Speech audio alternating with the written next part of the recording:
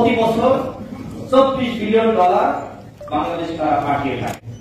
অথচ আমাদের বাংলাদেশ ব্যাংকে কি পরিমাণ রিজার্ভ রয়েছে আমরা কেউ কি সঠিক তথ্য বলতে পারবো? কেউ বলতে পারবো না। এটা ন্যাশনাল ব্যাংক। এই ব্যাংক যে দেউলিয়া হয়ে গেল কি কারণ? কারণ এই ব্যাংক থেকে সালমান এফ রহমানের মতন দলের বাবা হাজার হাজার কোটি টাকা ঋণ নিয়েছে, ঋণ পরিশোধ করে না। এছাড়াও গ্রুপ আমাদের বড় আপা এবং ছোট আপার পকেটে কাজ করে। লোকচুরি গোপন করা হয়। ব্যাংকগুলো দেখেন, আজকে ব্যাংকগুলো দেউলিয়া হয়ে গিয়েছে।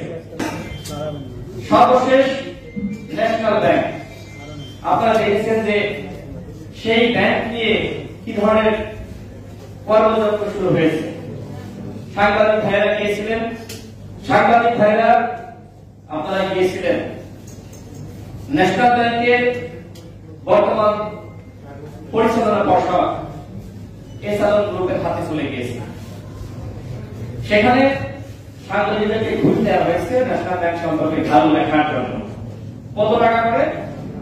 5,000 টাকা। আমি সাংবাদিক ভাইদেরকে ধন্যবাদ জানাই যে তারা সেই ঘুষ গ্রহণ করেন নাই।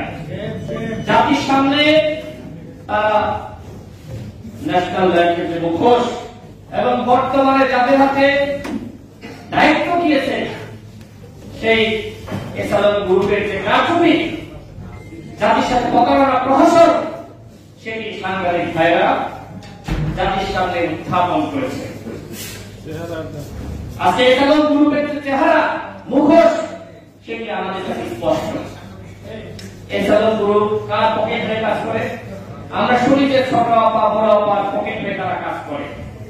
যেমনি ভাবে মোদির পকেট হয়ে আদানি গ্রুপ কাজ করে, তেমনি ভাবে এসালন গ্রুপ আমাদের বড় আপা এবং ছোট আপার পকেট হয়ে কাজ করে।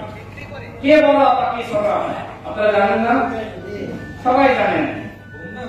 আমাদের হাসু আপার পকেট হয়ে এসালন গ্রুপ কাজ করে। এই বিষয়গুলো আমরা গুঞ্জন শুনে থাকি।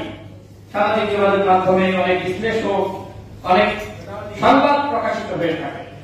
এটা ন্যাশনাল ব্যাংক। এই ব্যাংক যে দেউলিয়া হয়ে গেল কি কারণ? কারণ এই ব্যাংক থেকে সালমান এফ রহমানের মতন দলের বাবা যারা শেয়ার বাজার ধ্বংস করেছে, এই শেয়ার বাজার ধ্বংসের নায়করা হাজার হাজার কোটি টাকা ঋণ নিয়েছে, ঋণ পরিশোধ করে না।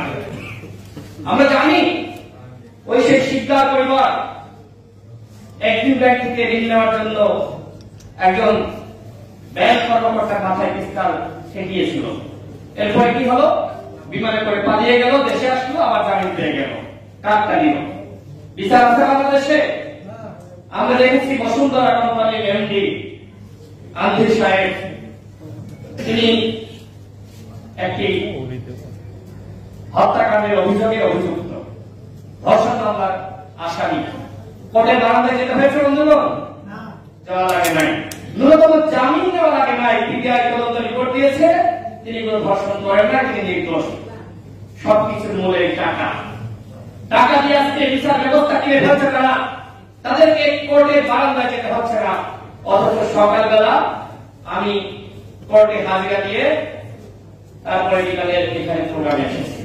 আমাদের সভাপতি নুরুল হক নূর, তার নামে গ্রেপ্তারি পরোয়ানা জারি হয়েছে, আমার নামে গ্রেপ্তারি পরোয়ানা জারি হয়েছে। কারণ কি? কারণ আমরা নির্বাচনে অবশ্যই গ্রহণ করি নাই।